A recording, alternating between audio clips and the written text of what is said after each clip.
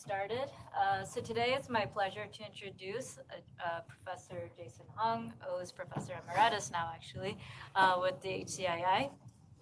So Jason will talk about his group's past work in supporting developers in implementing different privacy features. So I'm very much looking forward to it. I'll pass it off. Great, thanks. Okay, good, that's not my phone. Okay. So once again, I'm Jason Hong. I just recently became an emeritus professor. That's basically a retired professor as of this past January. I'm actually working on a new startup that I've been doing for about the past year and a half or so, which we can talk about later, but it has actually nothing to do with privacy. The topic today is helping developers with privacy. I just want to start by rewinding about 30 years ago when I first started computer science in the late 90s. This is what computers used to look like. And you can see it's a large monitor, a large tower computer, a keyboard and mouse. It occupied the entire desktop and only came in one color, which was ugly. And this was sort of like the peak of computing and had very limited kinds of uses. You had to use computers in offices, and you could only use them sitting down, and you can only use it with both hands free. But if we jump to what computers look like today, we have all kinds of form factors, shapes, sizes, and colors. And so, for example, we have smart watches, there are smart glasses, smart speakers, and yes, we really do have smart toilets, and they bring new meaning to the terms input and output. And the thing that I think is really fascinating about all these smart devices is that it really enables many new ways of using computers that we couldn't before. So people are now using computers to help with healthcare and sustainability and transportation and physical safety and pretty much everything that you can think of. There's no aspect of our daily lives that computing does not touch in some way because of these smart devices. But the problem, as I'm sure you know, is privacy. This is one of the major kinds of challenges that we're facing with all these smart technologies. So here's examples of headlines from just the past few years. Apple AirTag stalking led to ruin and murders, lawsuit says. So you've probably seen a lot of these Apple AirTags, and they are really convenient devices if you're trying to, for example, track your luggage or, in my case, tracking where my child is. But the problem is that these have also been abused in really serious ways. So, for example, women have said that, they met this guy at a bar, and then somehow they slipped one of these into their purse, or some of these stalkers are putting it inside women's cars to try to figure out where they are. And so you can imagine that this is sort of a really serious kind of privacy issue that can lead to physical harm. The second one, Airbnb refunds guests who found indoor cameras during his family's stay. This is actually an article about another professor at Carnegie Mellon. And the headline pretty much summarizes it all. He and his family had rented an Airbnb, and then they discovered, after his kid had, taken a bath and was running around naked inside the whole place, that, oh, wait, what is that thing in the corner? It's actually a camera. And there was no information about it that it was a camera. And there's also no easy way to disclose that it's a camera either. Right? I mean, what are you going to do, stick labels on every single thing? This third one is also, I find, especially disturbing. Priest outed via Grindr app highlights rampant data tracking. Grindr is one of these dating apps for gay people. And apparently, they sell people's data. They sell location data where people are going. And so based off of this location data, even though they had removed the identifier of who the person was, they had replaced it with some kind of pseudo identifier, they could still find people who were in unique locations. Oh, people who also were at this church and also went to these other places. Who could that be? Oh, it's very likely this one priest. And this priest resigned as a result of this. And this last one, stalk within your own home. Woman says abusive ex used smart home technology against her. So this is yet another kind of abusive technologies where it's usually the guy who sets up these kinds of smart home technologies. But then after the male and the man and the woman had split apart, he was still using like the doorbells, smart doorbells, and the smart speakers and other kinds of things to figure out what she was doing and whether she was at home or not. So these are some examples of why we should care about privacy. But even if you specifically don't care about privacy, there's all kinds of guidelines and regulations that really say you have to care about privacy.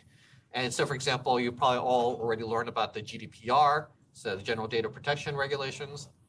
CCPA is basically like California's version of this. And so where California goes, the rest of the United States also has to follow. And in addition to these kinds of legal requirements, there's also platform requirements. So for example, if you don't follow Google Play's requirements for privacy or Apple's app stores, then your app is out of the market. And so it just will not be shown to people. So here I just want to just talk very briefly about this long view of privacy. I've been working on privacy for about 20 years now. So mobile computing, privacy, and security for about 20 years. I used to focus my research on end users. So how can we build better user interfaces for sharing and configuration? And this is a lot of work that was done with Lloyd Cranor, Norman Sadeh, and Yuvraj Agrawal, and other folks here too at Carnegie Mellon. But I think the major kind of shift I had was that this kind of focus on end users just put too much burden on end users too. So imagine you're trying to communicate with your family and friends about all the things that they need to keep track of. They need to know about cookies and VPNs and trackers and permissions and, oh my God, you're all getting graduate degrees in this kind of space. I have a PhD in this space. I barely understand all the things that are going on, and it keeps changing as well too. And it's just too much burden on individuals. So what I've been advocating over the past decade or so is that we should be trying to switch more to an ecosystem of privacy. And so I use an analogy with email spam. So I'm guessing most of you don't remember what email spam was like in the 90s and early 2000s, but basically your inboxes were flooded with 50 or 100 of these spam messages every day, and it made these email inboxes pretty much unusable. But what happened over time was that email service providers started to filter out bad emails. Law enforcement started to take down some of these botnets that were sending out massive amounts of spam. We also had Bayesian networks and other kinds of machine learning techniques to try to identify spam before it was actually shown to you inside your email client. And so basically what happens now today is that, maybe I get 3 or 4 kinds of spam. If I look at my spam folder, there's a lot more. But this actually has greatly reduced the amount of burden that I, as an individual, have to worry about with respect to spam. And that's sort of like the same stance I would like for privacy, too. That how can we shift the vast burden of privacy from end users and individuals, basically all of us today, onto the hardware, the operating system providers, the service providers, and maybe even also auditors too. And then given this kind of perspective, developers are actually, I would say, a major and underlooked point of leverage, because developers are the people who are implementing these kinds of services and software and also offering these protections. So how can we help developers do better with privacy, which was the title of the talk. And so before talking about some of the work there, I'd also like to take a step back and say, why is privacy so hard for developers too? So without this understanding, it can actually be really hard to try to develop solutions for developers. So I would say that, on the one hand, things have actually gotten much better with respect to privacy than it was 20 years ago. 20 years ago, when I was starting my career as an assistant professor, we weren't very far beyond privacy is the right to be left alone. Okay, and then, given this, what do you as a developer actually do? It's actually really unclear kinds of rules. How do you transform this right to be left alone into actual code? And what should the code be doing? So there's very few tools back then. There's very little guidance and very little best practices for developers. Today, it's actually far better. I'm sure you've probably seen a lot of this in your class. But at the same time, it's also a lot of work for developers. So for example, you've probably heard, users have the right to see and export their data. This is one of the requirements from GDPR and probably also in CCPA.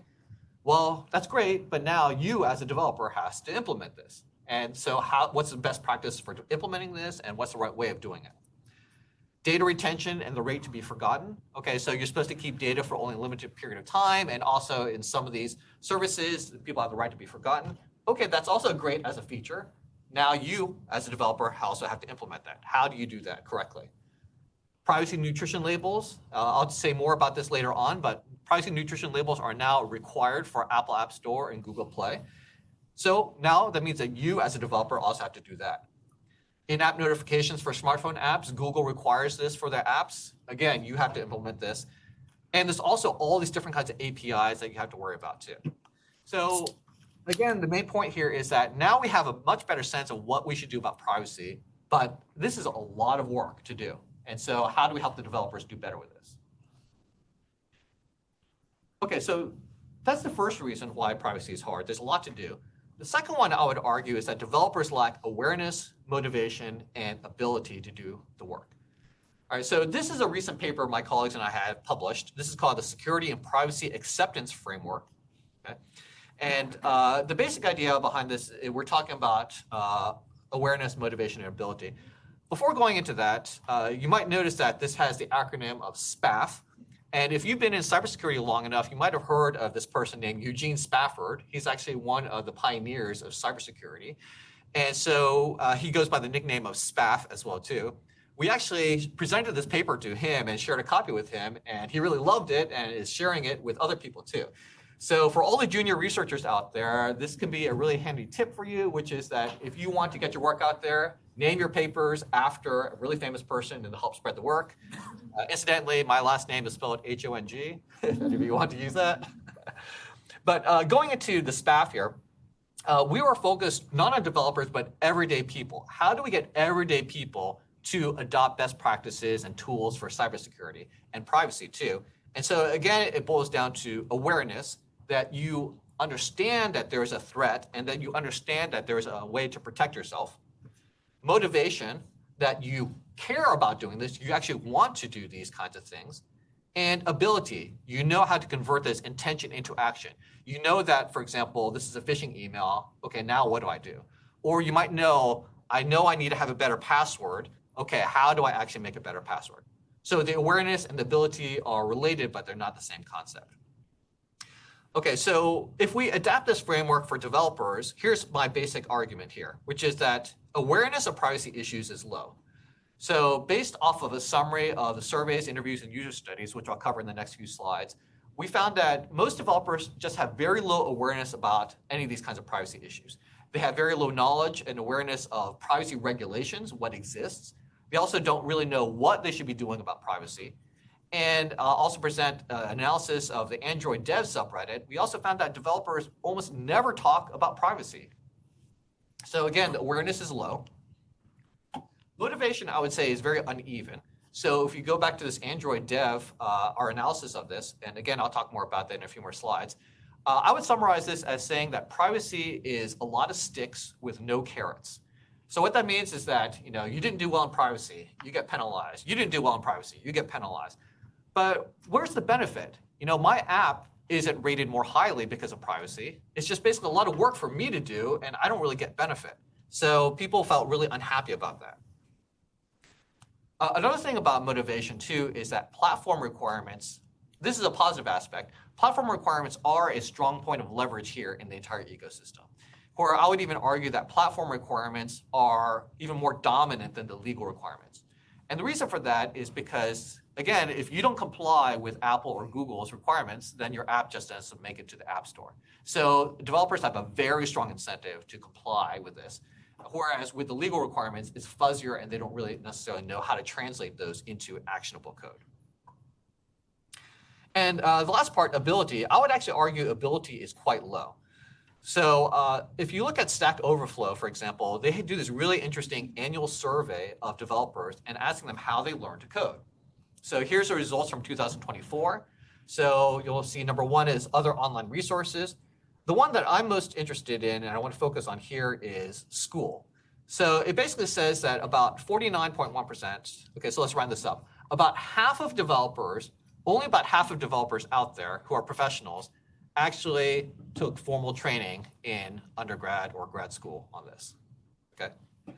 So basically that means that most developers lack formal computer science education. And even if you do, even if you are in the half that did have formal undergrad education in computer science, very few undergrad programs actually require a security course. Okay, so let me just take a quick poll here. How many people here in their undergrads were required to take a computer security course? Okay, so maybe 6. All right, so 6. So that may be about a third. But this is actually a very different kind of audience here too. We should also keep that in mind. So in the United States, last time I checked, there's only about 3 undergrad programs out of the top 50 programs that require a computer science security course, rather. Carnegie Mellon is not one of them, too. and so basically, and this is just computer security, and we're not even talking about privacy. So basically, what I'm trying to argue is that almost everybody is unprepared almost all developers are unprepared for privacy. So that's part one. Part two, I would also argue, is that most developers are C programmers. And I don't mean the programming language C. I mean that most developers are average. Right? And so we also have to think about how can we help average developers do better. Okay, so you have to remember that you're hanging out with folks at Carnegie Mellon. That basically means that you're 1, 2, or 3 standard deviations out from the norm. So you have to remember that not everybody is going to be as smart or as talented as folks that you talk with every day. Okay. All right, so here's what I'm going to talk about for the rest of the day. So I basically covered why is privacy important and why is privacy hard. Next few slides, I'm going to talk about our studies on app developers and privacy. So talk about surveys and interviews we've done, the Android dev subreddit analysis I've been alluding to, and the user studies we've done with privacy and nutrition labels. And then next, I'll talk a little bit about some of the tools that for developers and privacy that my team has developed. And then lastly, I'm going to close with some reflections on privacy and what's next. Okay, so feel free to ask questions as we go along. Does anybody have any questions before we move on to? All right, so let's move on. So I'm going to talk about a series of studies that my colleagues and I did about app developers and privacy. So the first one here, what do app developers actually know about privacy? So what kind of knowledge do developers have? What tools do they use? What incentives do they have? And are there any potential points of leverage? So what my colleagues and I did is we interviewed 13 smartphone app developers, and then we surveyed over 200 smartphone app developers based on those interviews to try to quantify things. This is actually a very common kind of approach where it's a mixed method approach. You start with qualitative analysis, and then you switch to a quantitative analysis afterwards. So some of the things that we found, one is that third-party libraries are highly problematic. Okay, so the way that smartphone app developers tend to work is that you've created this really great app. So let's just say it's some kind of game. So let's call it Angry Pigs, right? And in this Angry Pigs game, now you have to figure out how you make money off of it. And so you decide, let's use advertisements. So the way that you do the advertisements is you grab this library. So it's like a Lego brick. You're just adding this Lego brick into your own Lego brick of apps. And then you say, okay, now I'm going to implement a little bit of extra code here so I can use this library and show the advertisements to users. All right, so that's really great. This is a very common kind of approach. The problem is that these third-party libraries are actually egregious, and they are the ones that tend to be taking a lot of information. They are the ones who are actually collecting lots of sensitive data on people. It's not the app themselves, and it's not the app developers directly, but it is indirectly through these third-party libraries.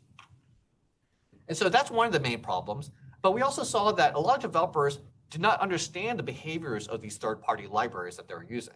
So for example, we saw that some of them didn't even know they were using libraries based on inconsistent answers of what they had in their surveys and interviews. And a lot of people didn't even know that these libraries were collecting data. This issue of libraries is also a pretty pivotal one too. So in a later study, I'm actually not going to talk about this study, but this is with Yuvraj Agarwal and his colleagues too. We found out that about 40% of Android apps use sensitive data only because of these third-party libraries. Right? So here, again, it's like if you are using these third-party libraries, even if your app is great and is compliant with security and privacy and other stuff, it's these libraries that may be causing you problems. And we saw it's a fairly significant kind of problem based on the stat here. Another thing that we also saw, too, is that developers don't know what to do. People had very low awareness of existing privacy guidelines. You know what I said before. Almost no one had heard about the Fair Information Practices, the FTC guidelines, or Google's requirements for app stores, for the apps. People often just asked other people around them. So nowadays, you might also ask on Reddit or also on Stack Overflow how to deal with privacy. So you should also note that this study was done before GDPR and CCPA. So nowadays, people might have better kind of awareness of these things, but I would still argue it's probably quite low overall. People also have very low perceived value of privacy policies, and people felt it was mostly protection from lawsuits. So you can see, for example, that quote there, I haven't even read our privacy policy. I mean, it's just legal stuff that's required, so I just put it in there. Right? Okay, so that's the first study. The second study we're looking at is how do developers address privacy when they are actually coding? So this is a semi-structured interview we did with 9 Android developers, asking them about their 3 most recent apps that they built. And so we asked them, what data did their app collect? and how was that data used. So for example, what libraries did they use? Was any data sent to cloud servers, and how and where was the data stored? We also compared the responses of those app developers to the apps that they had on the App Store. So we wanted to make sure what they said was actually correct. And so we found that some of the data practices they claimed didn't match the app behaviors. This is not a great sign, but this is probably also pretty common. We found that there was three major reasons for why there's this mismatch. One was, again, libraries. So people don't really understand what these libraries are doing. The second one is that fast iterations often led to changes in data collection and data use, so it's hard to keep up to date. So as you were iterating on your app, you might change some functionality, and then you might have forgotten that, oh yeah, we do collect this data. But this third one I thought was particularly interesting, which is team dynamics. So you don't know what other developers on your team are doing. And so because you have a division of labor, John over there is working on this part of the app, and then Alice over here is working on this different aspect, and they don't necessarily know what the other person is doing. And if you add to this developer turnover, and so sometimes people don't document what their apps are actually doing, and so it's really unclear what's going on. We also found that developers lacked a lot of knowledge of alternatives and trade-offs. So let me give you a really concrete example of this. If you're an Android developer, a really common thing you need is, I need some kind of identifier for the user, okay? So you just want to know, is this the same person who's coming back to our site or not, or using our app again? And then there's at least three kinds of identifiers for Android. There's a hardware identifier. These are the riskiest ones, but these are persistent because they're persistent. So for example, it might be your IMEI, that's sort of like your, sort of a unique ID for the cell carrier. It might also be your Wi-Fi MAC address or your Bluetooth MAC address. So those are kinds of things that are persistent, and they're also ones that Android discourages people from using. There's also an application-specific identifier, so it might be an email address or a hash code or something else you might use. And lastly, there's like an advertising identifier, which is similar to cookies for Android. The problem is that each of these has trade-offs, okay? And so what we saw with developers is they didn't know that these other alternatives existed, and often they did something that I'm sure no one here has ever done. They just looked it up on Stack Overflow. They took the first solution they found and put it in the code and said it works, and they moved on. All right. So this is also another kind of common problem that people just don't know what the trade-offs are and what the alternatives are inside of the design space. But we also saw that developers might ignore privacy issues if not required. So for example, this is another common problem that we've seen with smartphone apps. You might get location permission for one reason, let's say for maps, but then the app starts using it for all these other reasons because they already have permission to do it, right? Because the permission granularity is just, do I have access to location data? It doesn't say what you're going to do with it, right? Or, people might get the name and email, but they only need the email address. Or they might just get the device ID because you actually don't have a permission to say you need to get the device ID. So two things that we did find that worked was Android permissions, even though it's not perfect, it did force developers to at least understand a little bit more about what their apps are doing. So that's good. And as I mentioned earlier too, the Google Play Store requirements does also force you to have some kind of minimum level of privacy in the APIs and other things that you're doing too. So again, sort of the main takeaway I would offer here is that these platforms and operating systems do have a major role in improving the entire ecosystem, but there are some trade-offs here. All right, third study. So this is the one I mentioned earlier, a study of Android dev. And so at the time when we did the study in early 2020, the Android dev had about 144,000 subscribed readers. There's about 12 new threads every day and about 175 posts per day. What we did is we crawled about 46,000 threads across 666,000 posts, basically from March 2009 to February 2020. We identified keywords suggesting personal information. So we didn't want to just look up the keyword privacy because the word privacy is not going to be one that all developers would use, but we were looking for specific things that they might use. So for example, SSN for social security number, passport number, phone number, street name, other kinds of things that might suggest they might be collecting sensitive data. And then after we filtered this down, we had about 6,000 threads, and we manually examined those, and which resulted in about 300 threads that we manually coded to try to understand what developers were doing and what they were talking about on Android dev. So what are the key findings? So the first one I've already mentioned, developers were very frustrated and discontented about privacy. As I said earlier, it felt like a lot of sticks with no carrots. So for example, privacy enhancement measures not always perceived as helpful. Every time there's a new version of Android, there's new kinds of privacy changes and enforcement mechanisms. But often they lack explanations of why Google was going this route and how does it actually help with privacy. And sometimes it also led to confusion and skepticism. So for example, in this quote, scope storage, hey, wait, what exact problem are they trying to solve with this? Another issue related to this carrots and sticks issue I mentioned is privacy restrictions that often were perceived as rigid and hurt legitimate uses. So for example, sometimes these changes would protect people from malicious apps, but would also break legitimate apps and really made developers unhappy. So for example, regarding Android P, that's Android version 9, disabling foreground access to location when power save mode is on. Expecting that the user will understand that power saving needs to be disabled for navigation to work is ridiculous. And when navigation doesn't work, guess whose app is going to get a 1-star angry review? And then the third finding we have from this is lack of sufficient support for compliance. So a lot of developers said, okay, we've heard about GDPR, we've heard about CCPA, but what do I actually need to do and how do I do it? So for example, AdMob, this is a really common library for Android, for advertisements. It was too opaque to comply with consent dialogues. So it's like, what exactly do I put in my consent dialogue saying that it's okay to share this information? I don't know as a developer. And these developers also said they wanted more support with Android operating system pop-ups.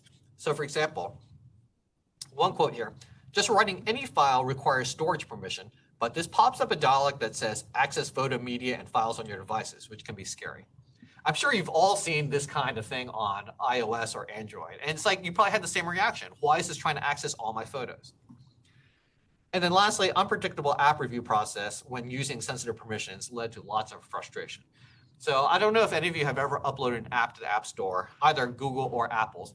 But the process, a lot of developers are really unhappy about this because it can take a long time to get your app approved.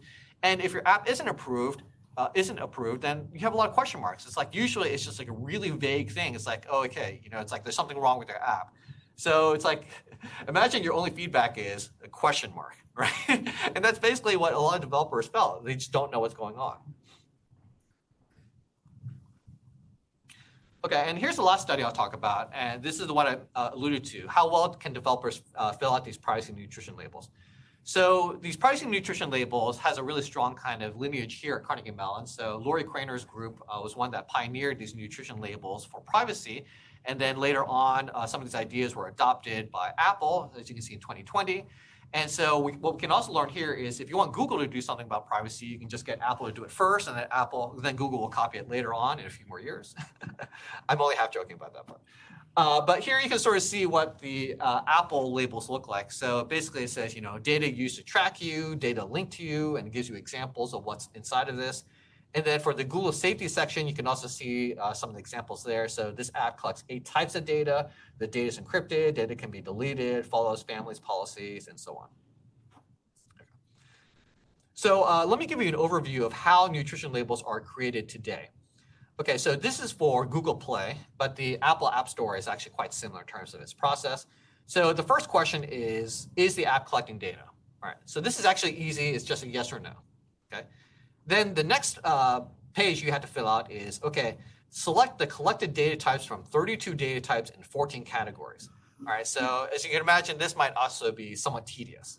All right, now you think you're done, but no, you're actually not, because for each data type you actually selected here, you have to fill out all 3 of these. So for every single data type, what is the purpose of the data use from a well-defined set of purposes? So you can't just put other and then type in text.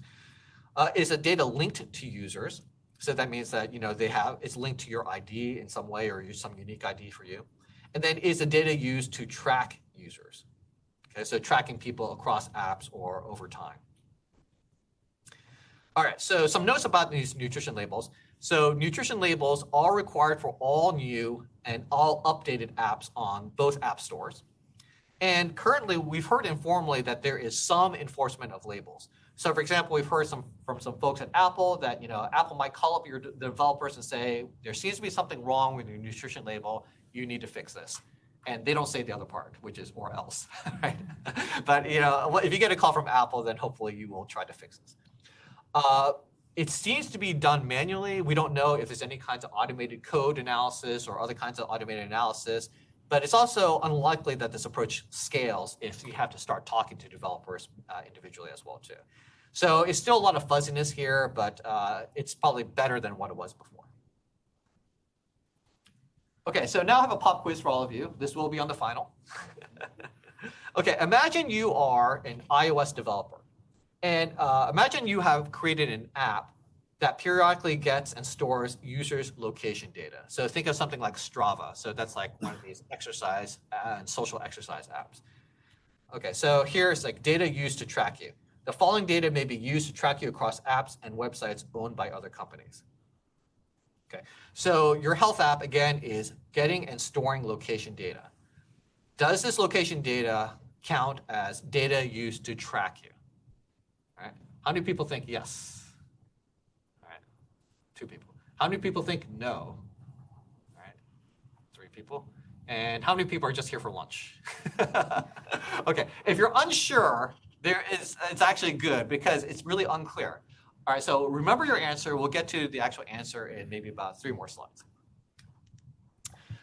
Okay, so what we did here is we conducted a study with 12 iOS developers to understand their experiences and perceptions. So we asked them to either create a new nutrition label for their apps, or we asked them to recreate a nutrition label for an app that they had already created a nutrition label for. And then we did a semi-structured interview to try to identify potential errors. So one of the outcomes from our work is that errors are actually very common. So 9 out of 12 developers actually made errors that weren't corrected until we, as the team and interviewing them, had actually said this might be wrong, and then they were able to fix this. The other thing I find really interesting is that among 8 apps that already had a privacy label from these developers, 6 of them were recreated inconsistently. So that means that the developers could not go through the same process or could not consistently create the same nutrition label based off of what they knew about their own app. Okay, so that's usually not a good sign if you're coming up with inconsistent outcomes. Okay, so in terms of errors, we identified several kinds of errors. So one is underreporting. So underreporting is you didn't report something, but you should have reported it. Okay. So basically it's like, okay, well, your app really does collect location data, for example. The one I think is also interesting is over-reporting. You did report it, but you didn't have to report it. So for example, some developers thought location tracking was definitely a type of data used to track users. It turns out for Apple's definition, track only refers to tracking for advertising. Okay. So the question I had asked you about does this count as tracking, it turns out is actually no for Apple, because if you just get location data for health reasons, that's actually not counting as tracking according to Apple. Okay. And so this is actually another reason why developers had errors in their reports, in their nutrition labels. We call these the unknown unknowns. Developers don't realize that they don't know something.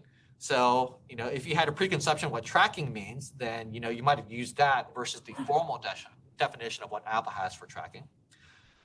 Another one that we also saw is not realizing that documentation about third-party libraries might actually already exist.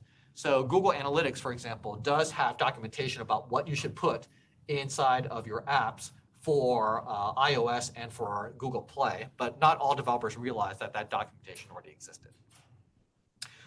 There's also what we call the known unknowns. So these are things that developers knew that they didn't know. So for example, if they saw a term like hashed email address, it's like, okay, I know what an email address is. What's a hashed email address? Or longitude and latitude with 3 or more decimal places. What does that mean? We also saw there's some jargon like data brokers and purchase tendencies. It's like, what does that mean? And also some cultural issues like what's a credit score? So we had one developer from Europe that didn't know what the credit score was. Other reasons why developers under or over-reported was complexity in general. So if you are trying to fill out the documentation that I showed you earlier, here's the text that you have to read to try to understand what all the different data types are. You can see based on the scroll bar that, here we're not even halfway through. So there's definitely a lot of documentation that you have to understand. And there's also, to make things even more fun, there's cross-platform differences. So on Google, to collect data means you're transmitting the data off the device. For Apple, to collect data means you're transmitting data off the device and you're storing it. Okay. So here you can see that this could also lead to misconceptions and errors inside of these kinds of nutrition labels. Okay, so that was a whirlwind overview of different studies that my team and my colleagues and I have done over the past decade or so. To recap, awareness of privacy in general is very low. Awareness of privacy regulations, best practices, and sometimes of people's own apps that they don't even know their own behaviors. And there's also a lot of issues related to team dynamics as well as to third-party libraries. Motivation is very uneven. It's not really great, but you have to comply with the platform and with the operating system. And lastly, ability is low. So lots of errors and misconceptions in these nutrition labels, complexity is high, and also a few tools to help. Okay, so before we go on to the next part, I want to see any questions that people have? We have a few on Zoom. Oh, sure. I can read out to you. Yeah. So I know you've actually done some work on this, so it'd be great to hear more about it. So someone is asking about your view on automated tooling to kind of help team developers through this process. Oh yeah, that's actually the next slide. Oh, okay, so we'll get into that. Okay, yes.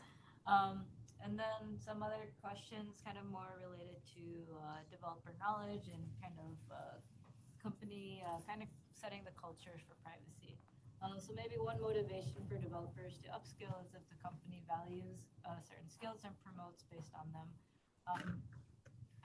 What are maybe some ways that companies can do this to kind of more systematically cultivate kind of better understanding and kind of create those incentives for privacy?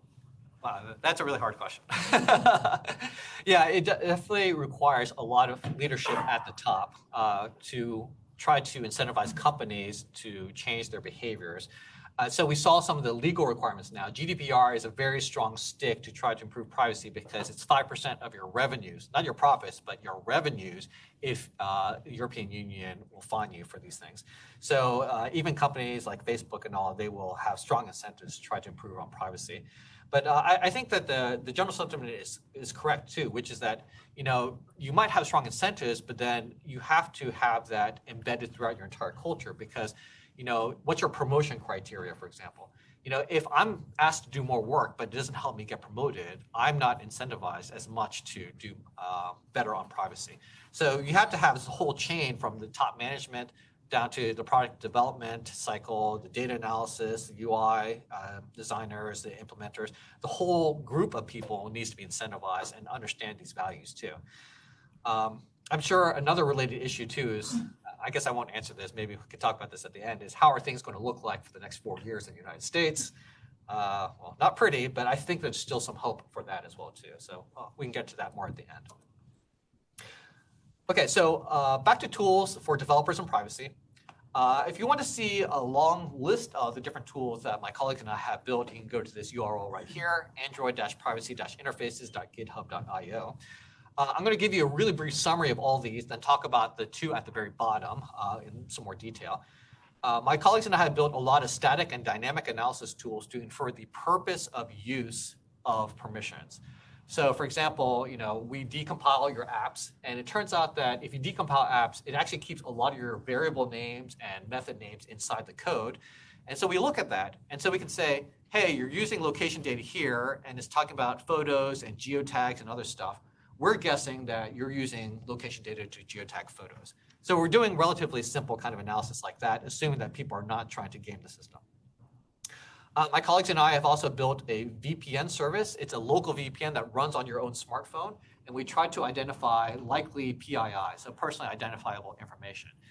The basic idea behind this one is we look for things that are very common for you, but rare for everybody else. Okay, so if you're familiar with the TF-IDF algorithm, and it's actually a variant of that. And we also do this in a privacy-sensitive way because it's using this thing called, great, now I'm trying to forget the name. It's like two-dimensional Bloom filters. And so it basically will see if this is data that you have seen before or not. And so basically by hashing this, we actually don't know what the unique identifier is, but we can say we've seen this before or not. There's also privacygrade.org. This is one of the sites that my colleagues and I created where we created a really simple model for privacy, basically looking at what third-party libraries an app uses.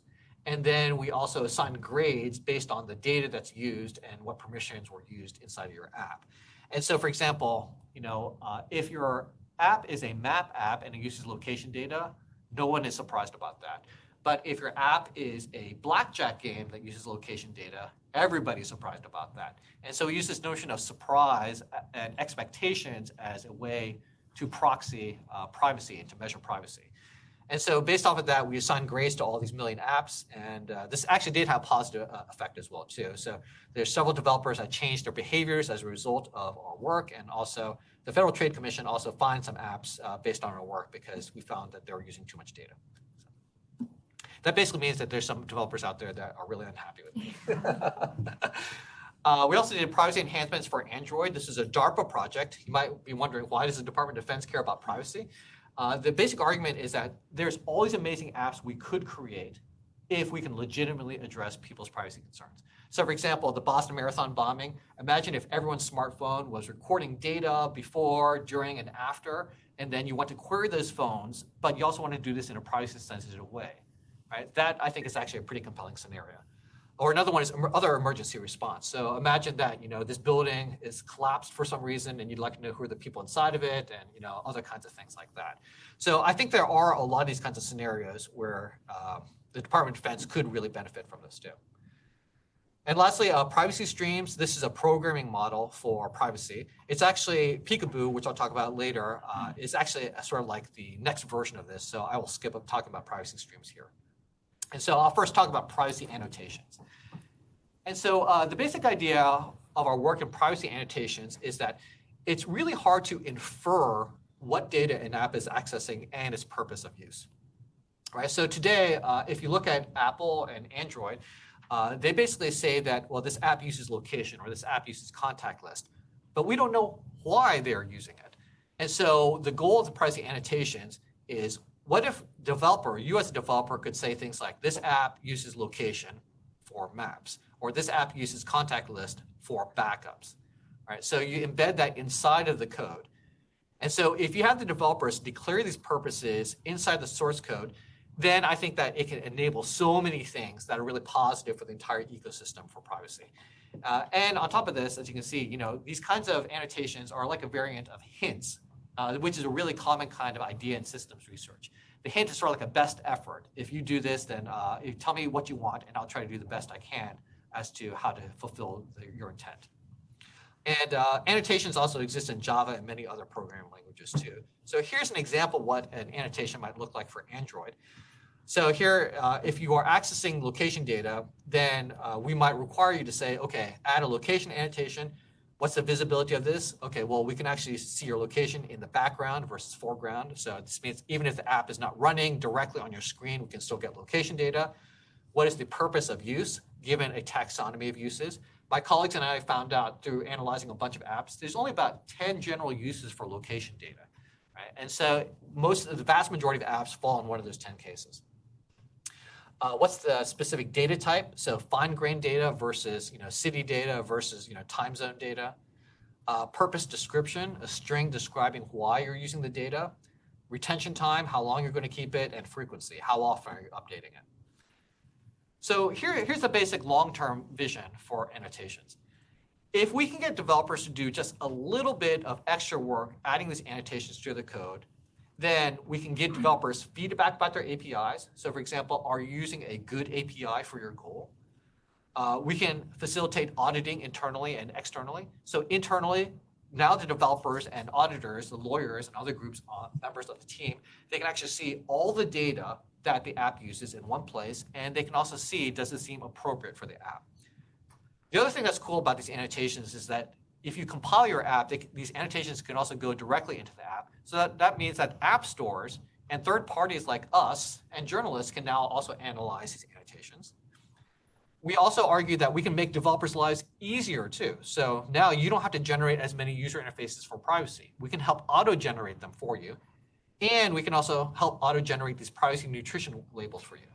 So again, the argument is if you just do a little bit of work, we can save you as a developer a lot of work and also makes things better for everybody else in the ecosystem. So my colleagues and I, we developed 3 different plugins for Android Studio. So there's Coconut, Honeysuckle, and Matcha. I'll just talk about Matcha, the last one, which is auto-generating privacy nutrition labels.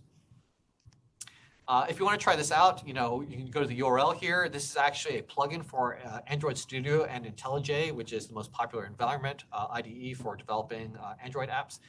So previously, we saw lots of errors in these kinds of nutrition labels. So the idea here is that use privacy annotations plus some really simple static analysis, and we can help developers do better. So Matcha looks for use of sensitive data. So for example, we're looking for API calls that the user might suggest that it's trying to collect sensitive data. We also look for keywords like email, SSN, and other things. Whenever the code, again, it just does really simple static analysis. It looks for things like data access and data egress. Data access is usually easy because we know the APIs for accessing contact list or location data and so on. Data egress would be things like you're trying to write to storage or you're trying to send that to the network.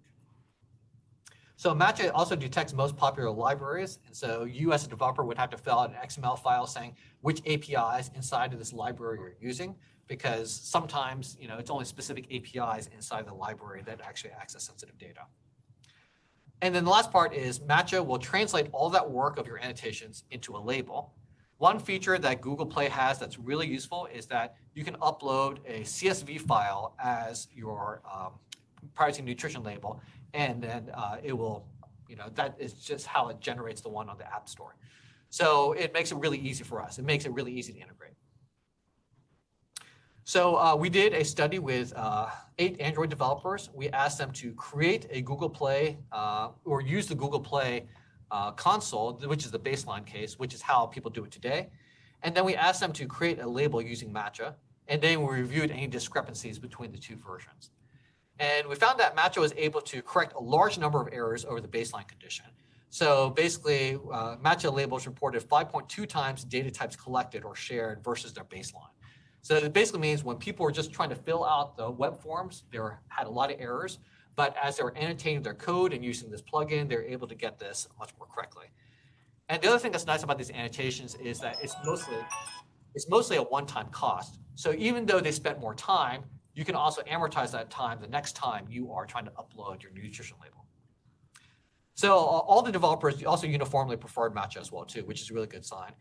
And the lead author on this work was working at the Google Checks team, which is trying to help people with privacy compliance on their apps too.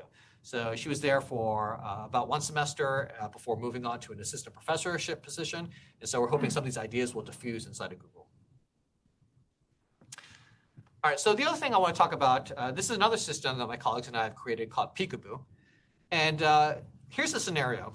Imagine that you're at Costco and you want to buy a smart TV. And then the box on the TV says, this TV only sends summary viewing data to us. How do you actually know that it's going to do what it claims? In fact, this is one of the other big problems with privacy nutrition labels in general. So if the nutrition label says, on this IoT device says, we're only going to do X, how can we actually know and maybe even enforce that it only does X? So I think this is actually a really hard, long-standing problem for computer science in general. So for example, people have tried lots of different approaches. People have tried verifiers or proofs of correctness. The problem is that these verifiers and proofs of correctness, they tend to only work in very narrow conditions. Like for example, you're not going to write outside of your memory bounds. You might have some kind of hypervisor or sandbox, but how do you know what the hypervisor or sandbox should be doing? What should it be protecting the operating system or your phone from? You might have a digital signature, but that only helps you to know who to blame, right? You might have trusted computing base, but it's sort of the same problem as hypervisor or sandbox. What should it be doing? There's also other approaches too, like multi-party computation, federated learning, and so on, which work very well for those specific use cases, but they also have huge trade-offs in terms of efficiency too. So the approach that we're arguing for are manifests. So manifests, imagine if every single app, every single device you ever buy in the future had a short, human-readable and computationally enforceable description of what the app can do. So it's basically a whitelist. So the reason that we're avoiding blacklists is because there's too many bad behaviors out there to list.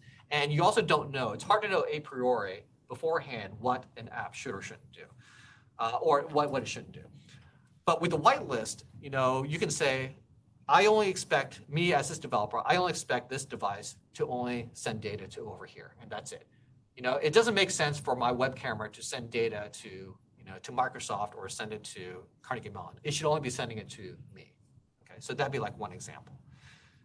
And so we have some early versions of this. So the one I just described would be like the manufacturer usage description. This is sort of a proposal. It's actually not implemented anywhere, but they're also known as MUDs.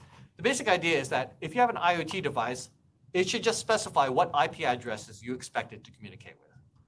Because it doesn't make sense for this say the smart webcam to contact this random site in Russia or over in South Africa. It has expected and known behaviors it should be complying with.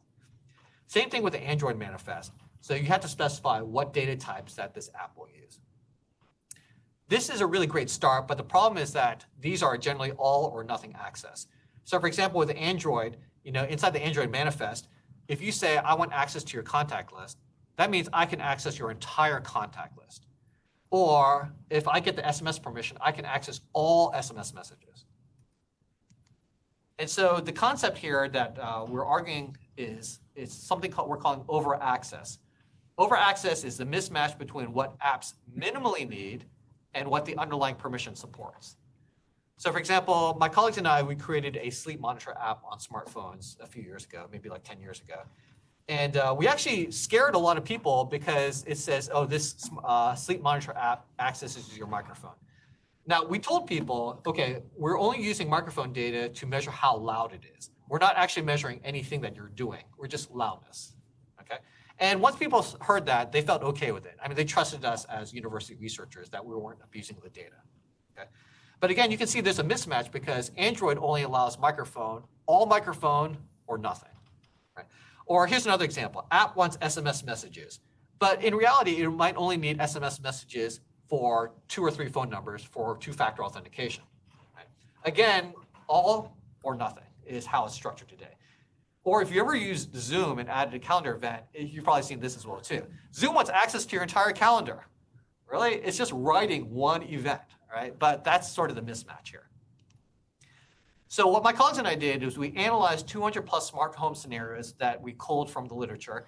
We found that the vast majority, 77%, don't need raw data. They just need some processed form of data. So for example, smart TV just needs most popular channels viewed. The sleep monitor just needs loudness. Face recognition, it doesn't need the whole picture. It just needs the cutout of where the person's face is. But we also can't have a unique permission for every single case because it just doesn't scale. And so it would make it too hard for developers to learn.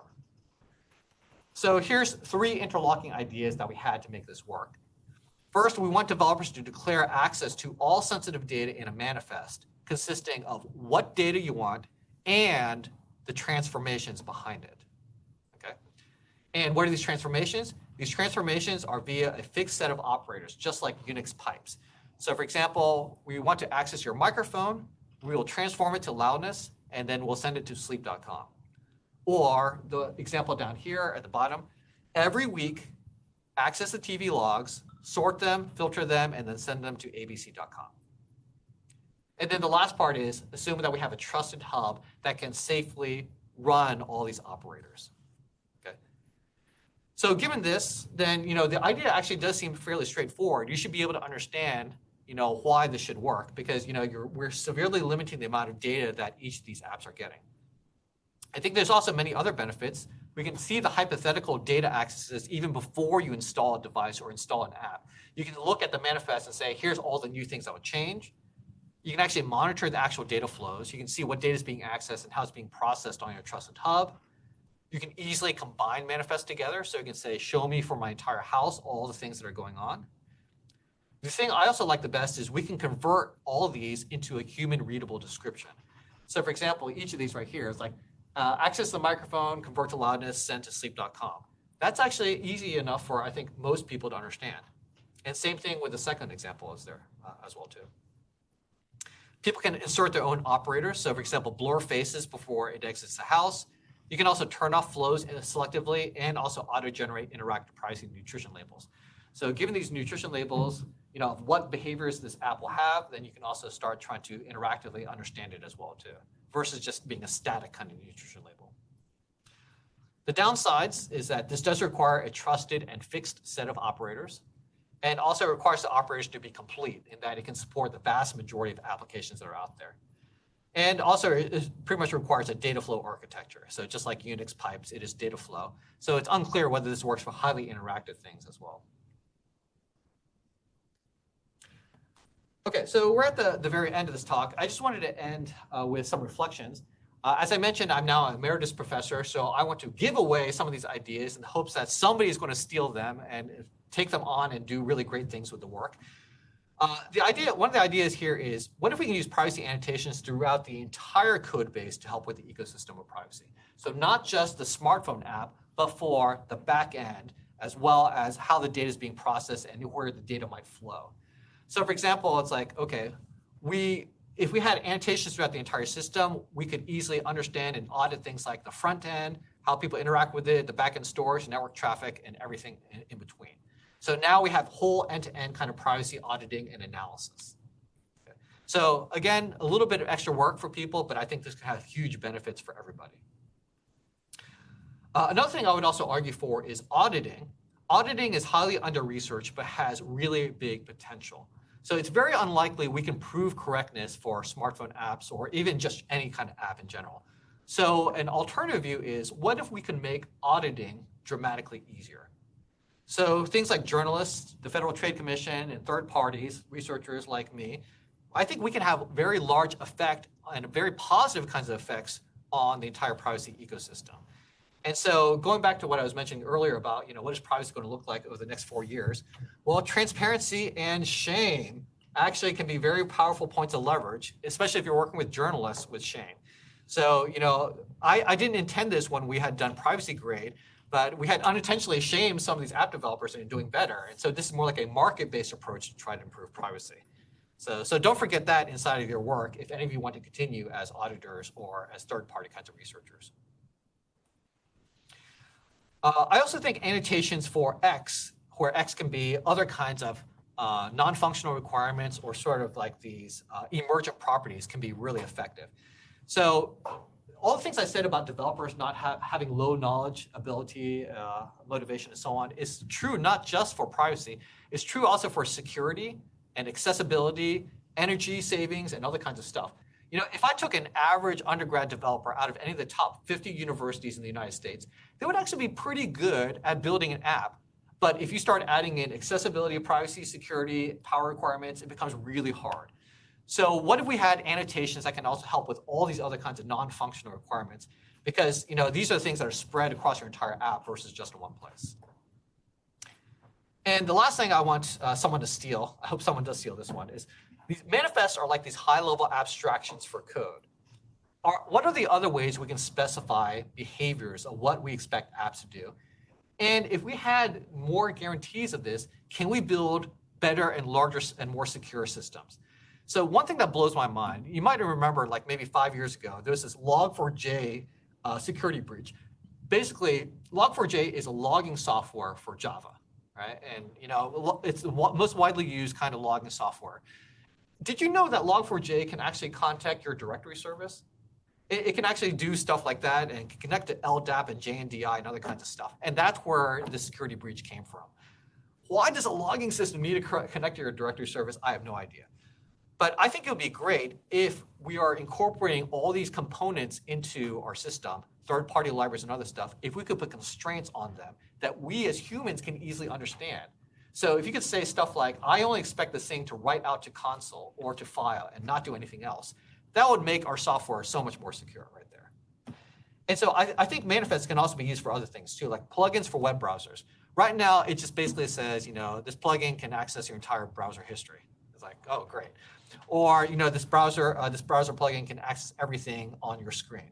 It'd be great if we could constrain them in human understandable ways. Okay, so some final reflections. I have a new book chapter out in this book, Mobile Sensing and Psychology. I tried to distill everything I know about privacy in about 50 pages, but then they forced me to cut down 10 pages, so now it's 40 pages. But if you want to know everything about a brain dump and privacy, then go ahead and get this book. It's also really great if you want to learn about mobile sensing in general. Something else I've also noticed is that privacy seems to be very similar to fairness, accountability, transparency, and ethics in AI. So I actually wrote a blog post about this of what can the FATE community learn from privacy in terms of how we can improve and accelerate the whole process of things. But to wrap up, I gave you a whirlwind tour of some of the research on developers and privacy that my colleagues and I have done over the past decade. The big ideas I want you to take away, so awareness, motivation, and ability. These are three big things to get things done. Platforms and operating systems, libraries, and developers are major points of leverage, I think, for improving the ecosystem. Also talked about privacy annotations and manifests. Also, I'm sure you know the privacy challenges we're facing now are bigger than we've ever faced before. We are at this inflection point for privacy. So there's still lots to do, and we could definitely use all of your help in this. I also want to close by saying thank you to many collaborators. I am just here for my good looks. These are the people who actually did all the work. And so that's pretty much it. I'm happy to take any kind of questions that people might have. Thank you very much. We have a couple of pending questions on Zoom, so maybe I'll get to those first and then give a chance to further room.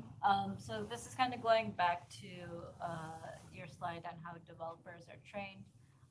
Do you see any differences in terms of people who are more formally trained, for example, attend programs like ones here at CMU versus those that do kind of more on-the-job training or have used external resources?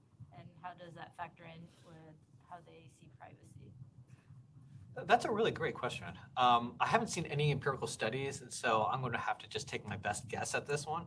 I would guess that more formal programs are probably more thought out and more rigorous and probably more comprehensive, whereas on-the-job ones, it might be just sort of like, well, I just need to solve this immediate problem, and it might be hard to generalize and understand what other people's experiences are. That would be my guess, but again, I have no real empirical data to really say one way or another.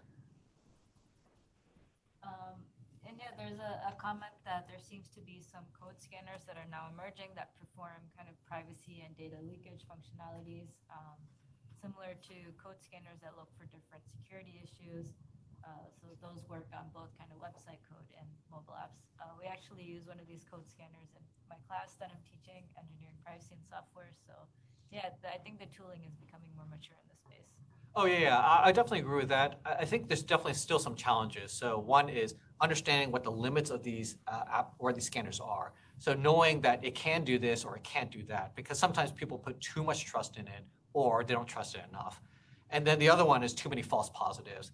So I've seen some of these scanners for accessibility, and it just floods you with like 1,000 things. And it's like, what should I focus on first? It's like, out of this 1,000 items, which one is the most important? So it's definitely a good step forward, but we still have a lot of room to improve. There's a question in the back. Yes. I'm just curious, like going back to that first question, like I don't come from like a CS background. I was just curious, like what that C programmer meant, like what kind of like what was like the standard or like the cut line? Oh, like what is an average programmer? Basically, the point I was trying to make too, this is also especially true for cybersecurity. Almost all the research you see in cybersecurity, especially developer tools, they are made by brilliant PhD students to be used by other people with PhDs. And the problem is that, you know, if you hang out in a place like Carnegie Mellon, I've been here for like 20 plus years, you start getting used to thinking, oh, everybody's just as smart as this, but they're not. That's the problem. And so then you think that, oh, this thing which requires you to understand homotopy type theory or requires you to understand, you know, this kind of static analysis or fuzz testing, you start thinking everybody knows that, but that's not the case. And so you forget like what an average developer knows or what an average person is like. And so my real kind of push here is we as a community also need to talk more to average developers, understand what average developers are facing, and make things easily understandable and useful for everyday people too. Because otherwise, if you're building a tool that only the top 1% of computer scientists can use, it's still progress, but it's not enough progress. Yes. So you kind of talked about this where a lot of professionals in the space does security training or security coursework because it's not necessarily required. And as someone who is also interested in to require people to have certifications, and they won't hire you unless you have those certifications. People with CS background, you don't necessarily have that specific knowledge on security. Do you see, or kind of with the lack of knowledge with current developers on like privacy and their different types of just like guidelines in privacy, do you see privacy certifications kind of becoming more prevalent, or being something that's more required for basic developers so that they understand these concepts and can apply it? Okay, yeah, I guess I should have Sorry, repeated we the have a question. request to repeat the question Yeah. for the Zoom. Yeah, I just realized I should have been doing that. So the question is related to privacy certifications and is there been an increase in them and also effectiveness? There's definitely been an increase in them. I actually don't have any privacy certifications though in these because I guess I have mixed feelings about the value of them, but it also does sort of say you're at least this tall and you're tall enough to ride this ride. So it does improve the floor of things. But I also feel like the way that a lot of privacy works is usually just compliance and checking off check boxes. And so it does help with things, and compliance, I would say, is sort of in the same flavor of things, but it's not enough. It's sort of like it's necessary, but it's not sufficient for improving privacy. So I would still argue that, yeah, it's a good thing, but I don't know if it's fully required because I know a lot of privacy professionals that don't have those, and also that that there's still a lot of room for improvement for things. Yeah. As a follow-up, so would you recommend that for current students, and or some people who do work in privacy recommend the IAPP certifications, the CIPT and CIPP, and as I'm kind of working towards that, do you think that those kinds of certifications would be helpful, especially in situations like this, whenever you're communicating back and forth with developers and legal teams, or do you see it like, especially if you already have the education, kind of not as necessary? Yeah, I mean, it probably is good to have these stamps of approval, especially if it's not a particularly high bar past what you already have done. So in that case, it probably is good. I think it'd probably be a really cool study to see, how much better is this if you have, for example, IAPP or CIPP kind of certification. For example, I have seen that if you have top secret clearance in the United States, it actually is a salary increase, like 10 or 15K, because it's hard to find people with top secret clearance. But I don't know in terms of practice, does it lead to better kinds of outcomes? Like I said, I have sort of mixed feelings about this. Even though I have a lot of friends in IAPP, I still sort of have mixed feelings about the whole thing. But I understand why it's important, because having a professional kind of cadre, professional cohorts, professionalization of the field is important because it helps advance things going from Wild West into something more consistent and more repeatable. So it's sort of like the same argument with software engineering certification as well, too. That, it's like there's a lot of pros and cons to it. There's a lot of people who are sort of against it, but there's also a lot of people who are for it because we do need to have some kind of floor for some of these things, too. So I would say, yeah, it still has a lot of kind of trade-offs, but probably it's more positive than negative. But I would prefer to see it vastly more positive, and I haven't seen that yet. Yes? I really found the annotation idea super interesting, and I guess I was just wondering what your thoughts are on how to motivate that to developers, to companies. What are the motivations for it? So the question is how to motivate developers more and companies more to adopt annotations. So we did talk to some folks at Google. We did show them the work on the annotations, and it turns out they were actually planning. I don't know if it's going to become a real feature or not, but there were some ideas of doing something very similar in their IDEs as well too, and offering very similar features, except that we had done it probably better since we had thought a lot about it and a whole dissertation's worth of work on this. So I'm hoping that could be one thing, that just by making it much more easily available and becoming like a standard. But the other one I'm hoping that will work is that if we can make developers' lives easier too, that yeah, you are doing a little bit more work, but we actually make a lot of other things much easier for you. So it becomes more like a win-win situation. One of the things that we talk a lot about in human-computer interaction in my field is that you have to make sure that all the parties feel like it's a win situation. Otherwise, the canonical example is group calendaring. If I have to do a lot of the work for group calendaring, but I get no benefit, then I'm just not going to do it. Same thing with like version control, or group passwords is another one, like the software like 1Pass and so on. Unless everybody sort of sees value, then if some people aren't in the system, then that just sort of means the whole thing breaks down. So you really have to get everybody on board. And so again, my hope was that if it becomes like easy, it becomes like a standard and makes your life dramatically easier, then I think it can be a win-win across the board. Yeah. Just a follow-up. So is the idea of like a standard just something that like you see another company do it, so I should implement this for my own company, or do you think this is something that could be regulated? That's a really great question too. So there's this really great book I really love. I don't have a picture of it. It's called The Diffusion of Innovations. And Diffusion of Innovations talks about why people do or don't adopt innovations. And so the book actually starts out talking about why was it so hard to convince a tribe in South America to boil water? Well, they believe there is good spirit inside the water, and if you boil the water, you'll kill the good spirits. Oh, and by the way, only sick people drink boiled water. So you had a lot of negative reasons pushing against it. And the thing that's really interesting is that it cuts across all these different kinds of fields, looking at in comprehensive studies why people do or don't adopt things. So the big five, see if I can remember them.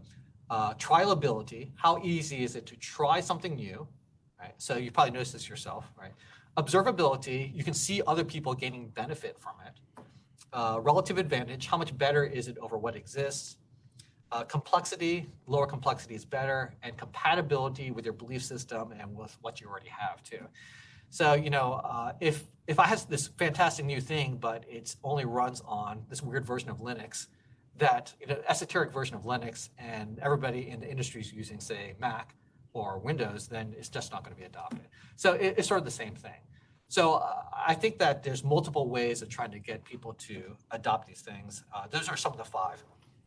And the other thing I'll just add very briefly, when I was working in cybersecurity at Wombat Security, this is a startup that Lori, Norman, and I were doing, there's three big reasons why people buy security software. Number one is it's now a standard and everybody has to do it.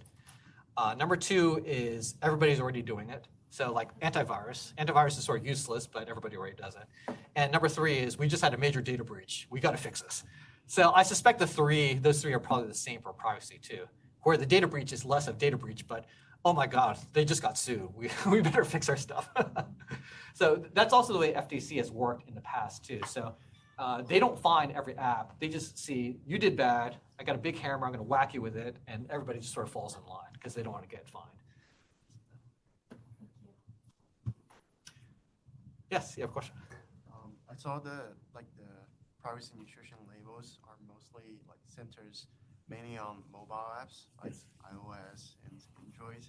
I'm just thinking is there a similar standards or are there researches on desktop apps like .exe files and similar things for desktop apps and also web pages, because it's it can get kind of hard for regular users to actually see what information a web page or such an application provides.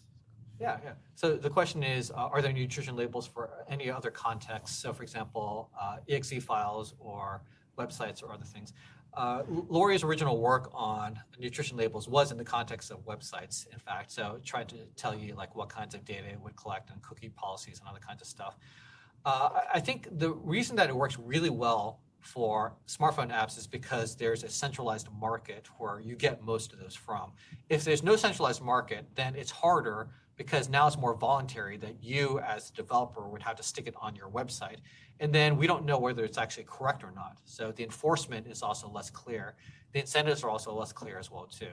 So for example, we saw with P3P, again, Lori's past work, it wasn't widely adopted because companies did not have strong incentive to tell the truth or to even adopt it.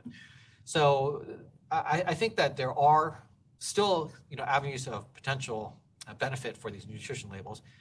In fact, Lori and I and some other colleagues, we are looking for nutrition labels for these AI systems right now too. But the enforcement mechanism is still sort of a big question, how would you actually make sure it's correct and why would they make sure it's correct as well too? But I think we have some crazy ideas for trying to address that. Yeah, I mean, I think the key motivator for the app nutrition labels to be adopted was the Google Play Store and the Apple App Store. Yes, yeah, because right for Hannah was just saying that the big incentive again, Apple App Store and Google, and they also had a reason to care about privacy because Google, or rather Apple, was trying to push privacy as one of their main features of the iOS as well too, and smartphone. So and also as a strong differentiating factor between them and Google. So it's partly relying on market forces to improve things too. Yeah, we have a few more minutes, but if I don't see any questions on Zoom, maybe we can do one last round of applause and. Thank you very much. This is always the danger with professors. We'll talk about anything for 90 minutes. All right, thank you very much. Happy to chat more if you have questions, and please, somebody steal these ideas.